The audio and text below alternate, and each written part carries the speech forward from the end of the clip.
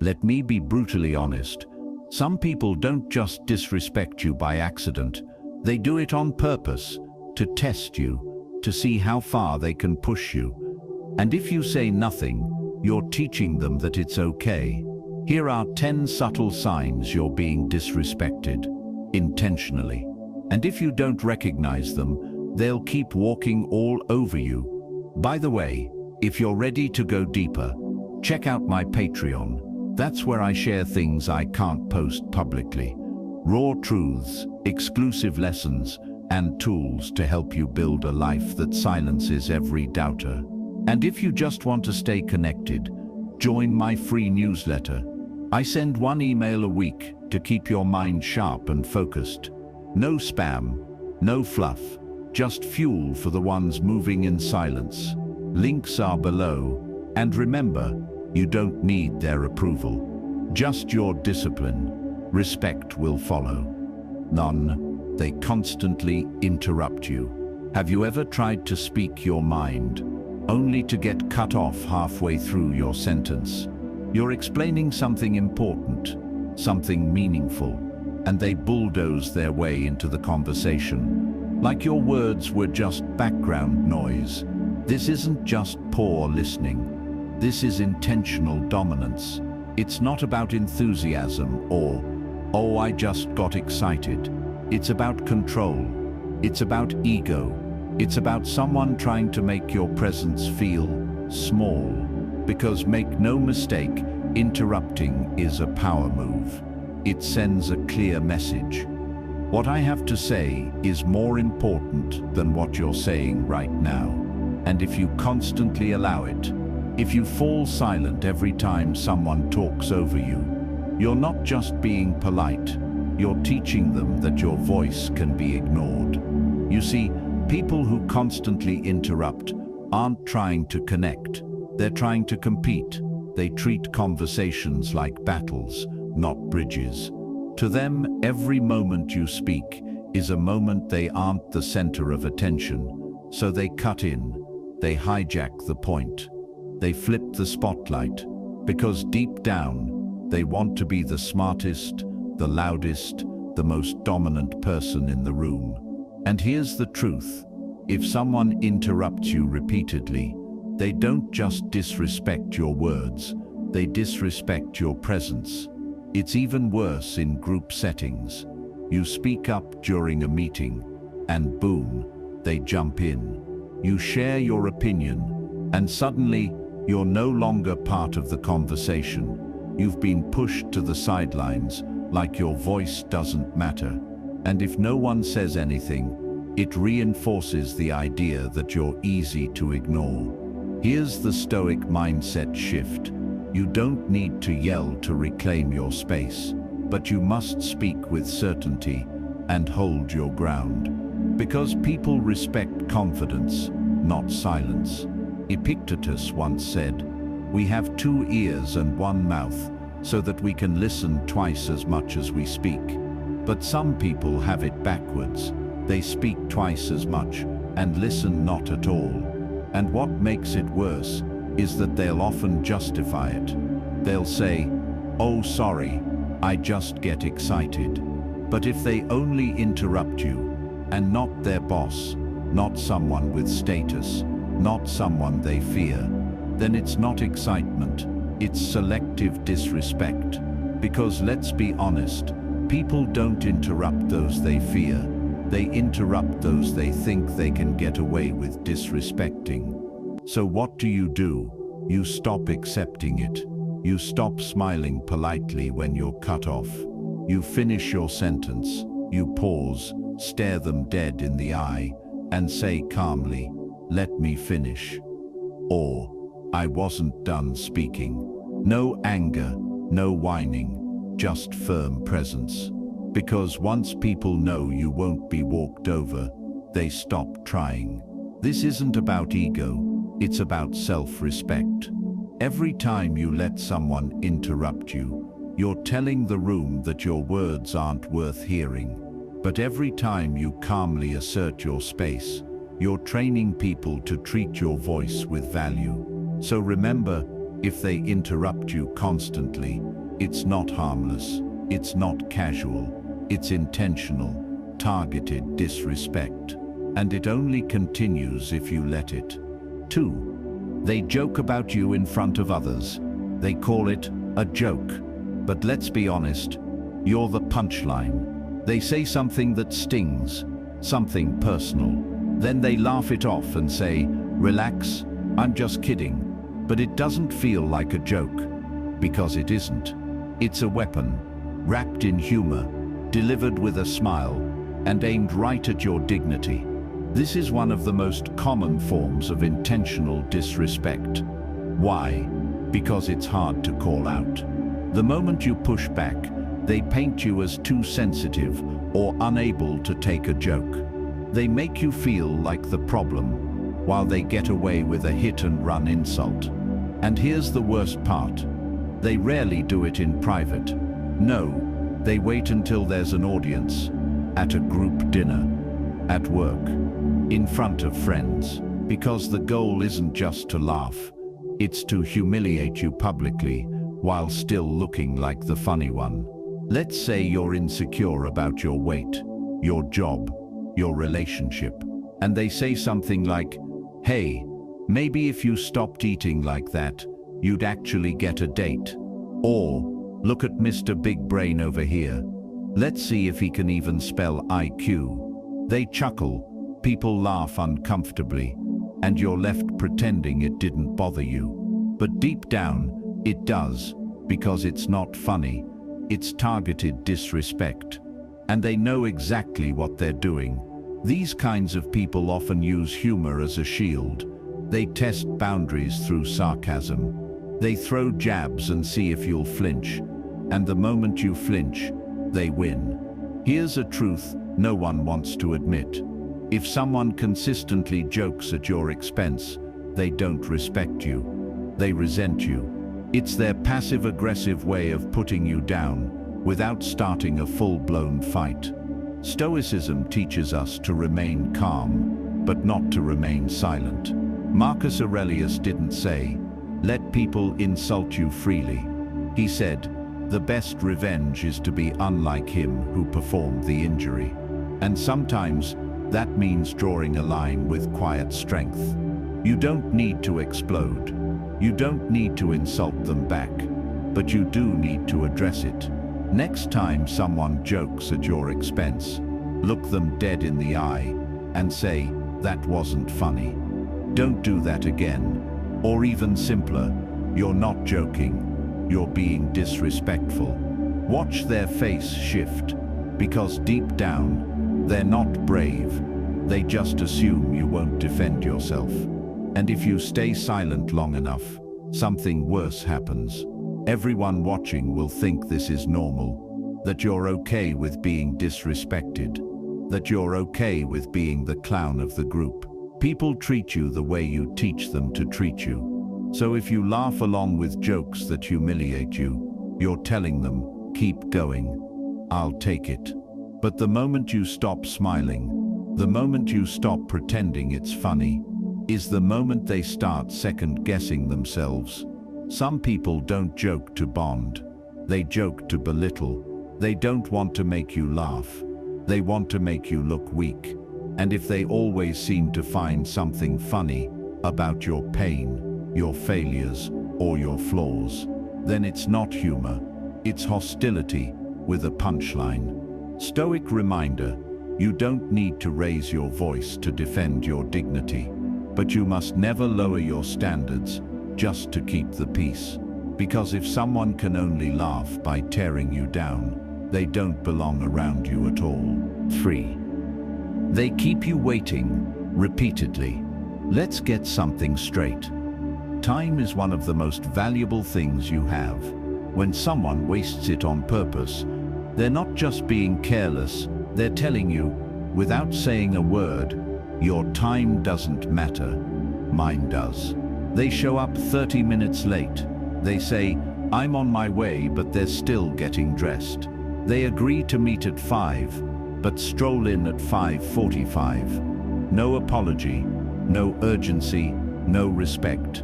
And You sit there waiting again. At first, you might brush it off. Maybe they're just bad at time. Maybe traffic was bad. Maybe they're overwhelmed. But when it becomes a pattern, it's no longer an accident. It's a message: I expect you to wait for me. It's about power. It's about control. And it's about how they view you. Because people don't keep their boss waiting. They don't keep someone they admire waiting. They don't show up late to things they truly respect. So when they constantly make you wait, it means they see you as expendable, replaceable, not a priority. And if you always tolerate it, they'll continue doing it. Why wouldn't they? You're still there, every time. It's deeper than punctuality. It's psychological hierarchy. They want to condition you to expect less, to lower your standards, to feel grateful that they even showed up.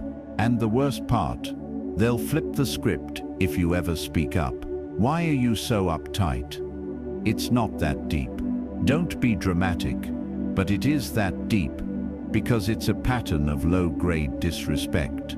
Even worse, sometimes they'll deliberately keep you waiting to test you, to see if you'll chase them, to see if you'll still be there, smiling and patient, no matter how poorly they manage your time.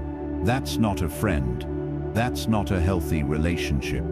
That's someone who values control over connection. Let me ask you something. If you had a meeting with someone you truly respected, would you show up late? Would you keep them waiting? Of course not. So when someone keeps you waiting over and over again, they've already told you how much, or how little, they respect you. Stoic principle. A man who respects himself guards his time, the way he guards his life, with clarity, discipline, and intention.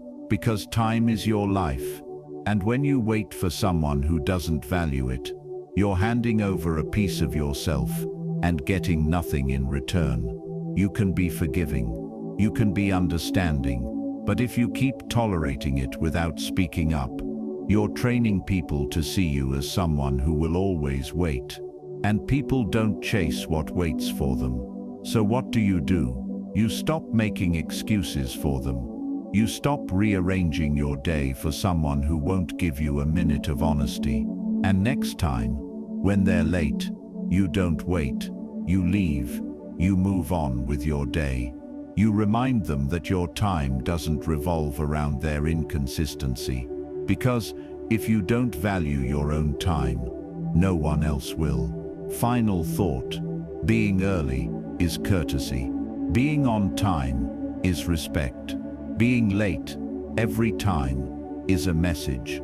And eventually, that message becomes, you don't matter enough. Don't ignore it. 4. They act completely different around more important people. When it's just you and them, they're relaxed, casual, maybe even dismissive.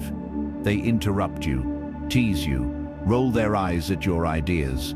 But then someone walks into the room, someone with power, status, money, influence, and suddenly they transform. Their tone shifts, their posture straightens.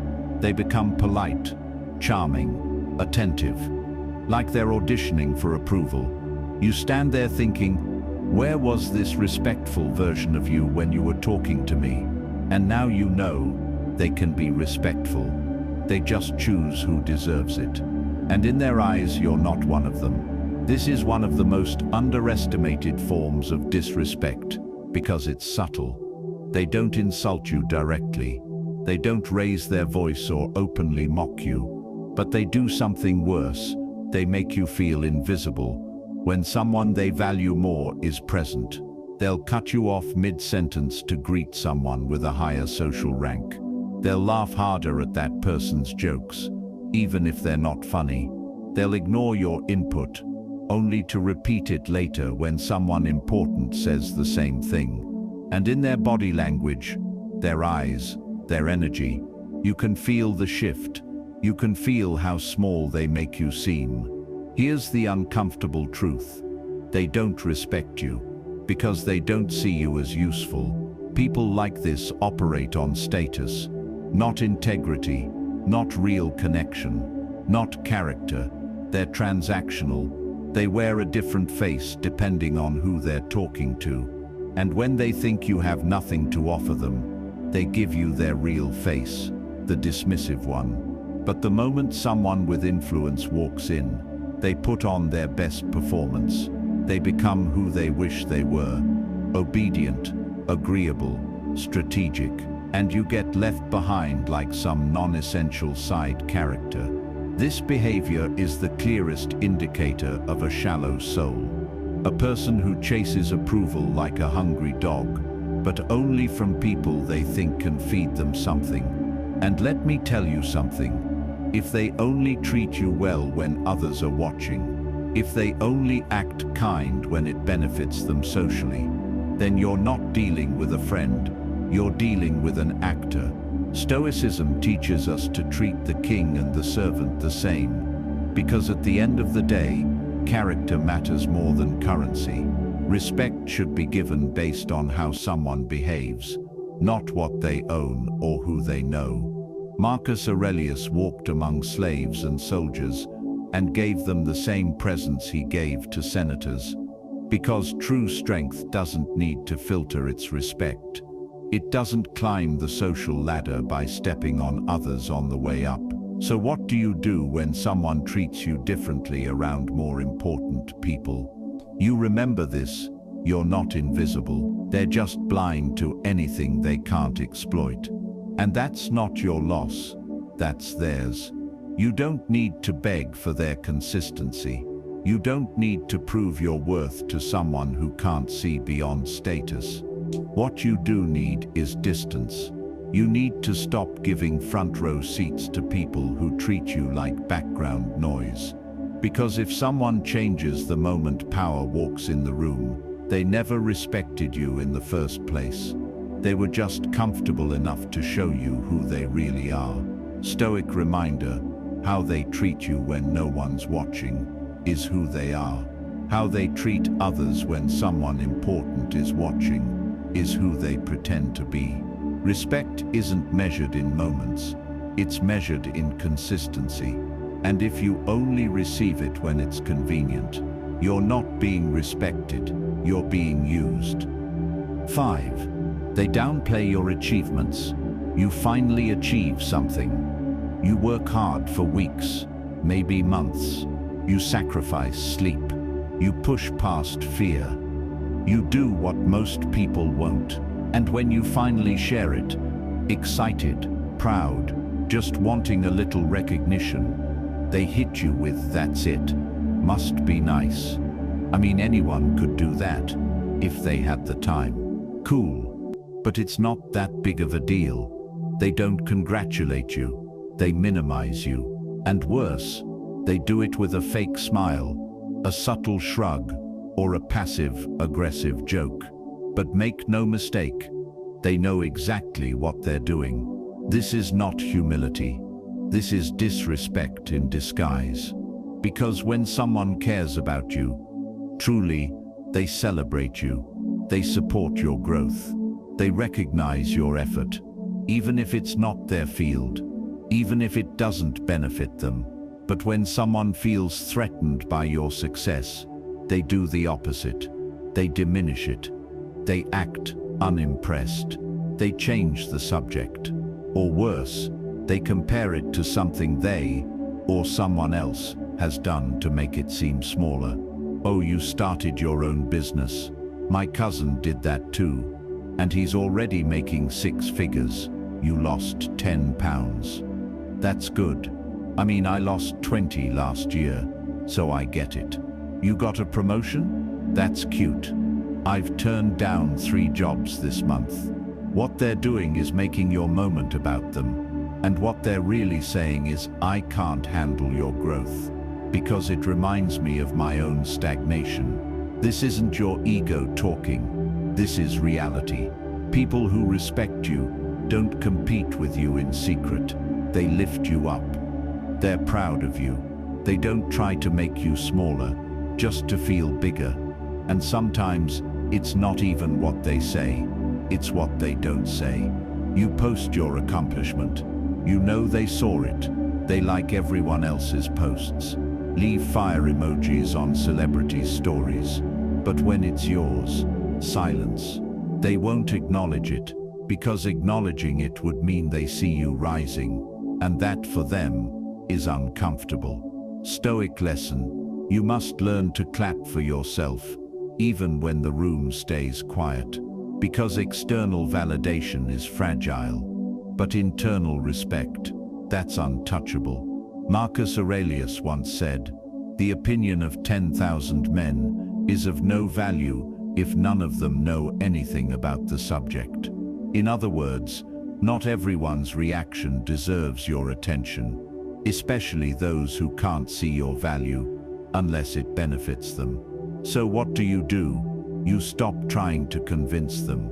You stop shrinking yourself to protect their insecurity. You stop seeking applause from people who can't even clap for themselves. Because when someone downplays your achievements, they're revealing more about themselves than about you. They're showing you their limitations, their envy, their inability to support others without feeling small. And the worst thing you can do is believe them. Don't let insecure people trick you into thinking your growth is no big deal. Don't let their lack of praise make you question your progress. You earned that win. You deserve to feel proud. You don't need their permission to feel accomplished. Final reminder: if they can't be happy for you, they were never with you. You don't need smaller goals. You need better company. 6. They only reach out when they need something. Days pass, weeks, sometimes even months. Not a single call, no check-in, no message asking, "How are you?" or "What's going on in your life?" But then suddenly, you get that text. "Hey, quick favor. Hey, can you help me out with something? Hey, I really need you right now." And you already know what's coming. Not connection, not care, just need. They don't reach out to see you. They reach out to use you. These people don't miss your presence. They miss your utility. You're not a friend in their eyes. You're a resource, a tool, an emergency contact, a stepping stone they only notice when their feet start to slip. And the worst part, they're polite about it. They might even pretend they care. "How've you been, by the way?" But the second you ask them something personal, they cut to the chase. "Anyway, the reason I messaged you, that's the giveaway. This isn't a relationship, it's a transaction. And the currency, your time, energy, skills, or connections. Here's the brutal truth. People who only show up when they need something never really left, because they were never truly present to begin with. They don't remember your birthday. They don't ask how your goals are going. They weren't there when you struggled. But when they're in a bind, suddenly you're the first name they remember. It's not just disrespectful, it's dehumanizing, because it reduces you to what you can give, not who you are. Stoic lesson: you must learn to distinguish between real relationships and convenient ones. And the test is simple. Would they still reach out if they didn't need anything? If the answer is no, then you're not part of their life.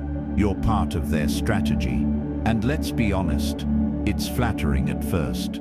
It feels good to be needed. You might even tell yourself, "At least they trust me." But over time, you start to feel drained, used, like you're always the one giving and never the one receiving. This is how emotional one-way streets are built.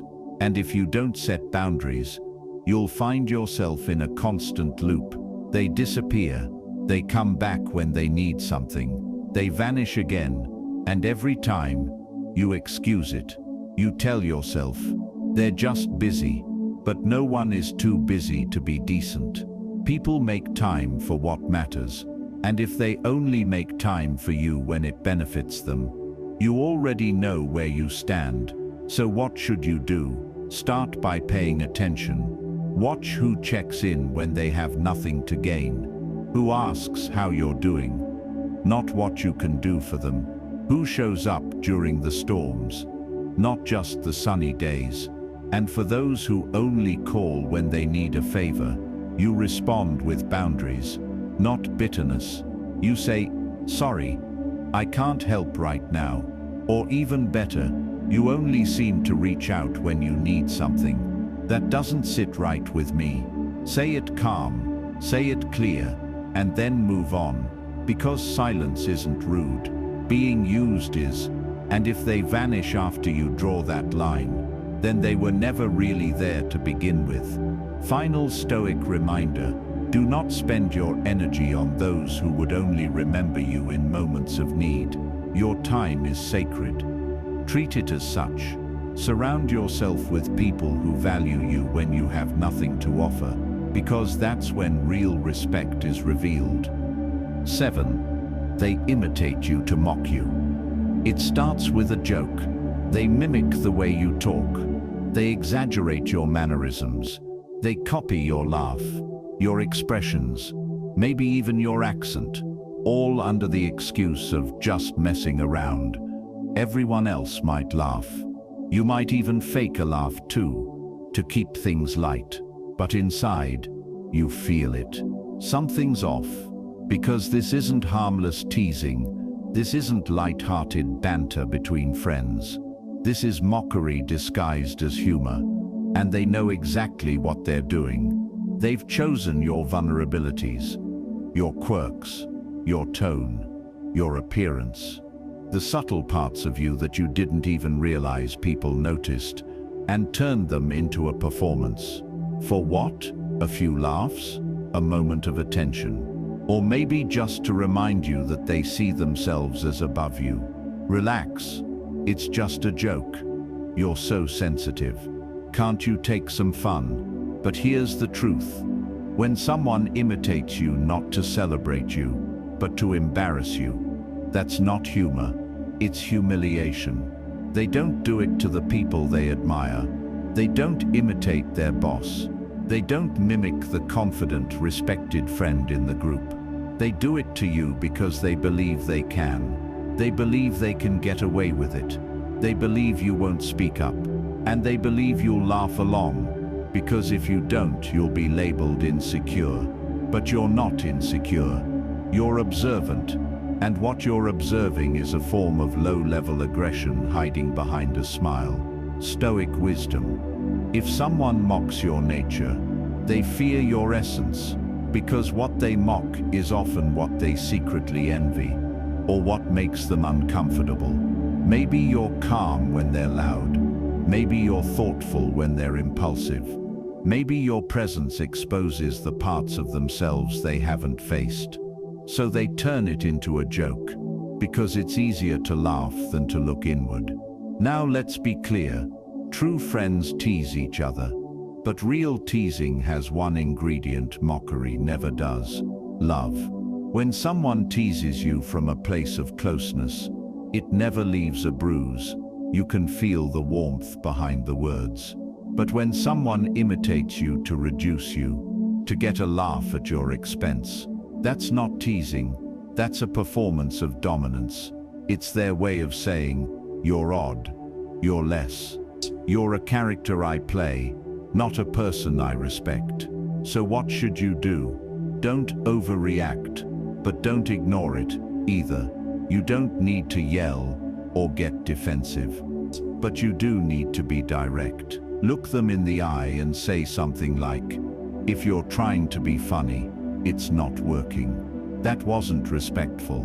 Say it calmly, with zero emotion, and walk away, because nothing confuses a bully more than someone who doesn't flinch, but also doesn't tolerate. You don't need to become like them. You don't need to mock them back. All you need to do is draw the line they thought you'd never draw. Final Stoic reminder. The man who laughs at your walk has already fallen in his own. Let them laugh. Let them perform. But don't let them confuse your silence for weakness. Respect is not demanded, it's enforced through self-respect. So now you've seen it, the signs, not subtle, not accidental, but intentional. Disrespect doesn't always scream. Sometimes it whispers, smirks, and jokes in plain sight. And if you let it slide once, it becomes a pattern. If you excuse it twice, it becomes a habit. And eventually, it becomes your standard. But here's the truth. You don't have to fight to be respected. You just have to stop accepting being disrespected. You don't need to scream. You don't need to beg. You don't need revenge. You need one thing: self-respect.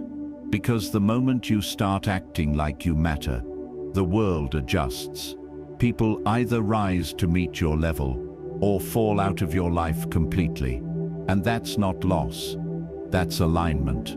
So the next time someone jokes, mocks, uses, or minimizes you, remember this: your silence is not always noble. Sometimes it's permission. And the most stoic, powerful move you can make: walk away from anything that makes you feel small. And don't explain your absence.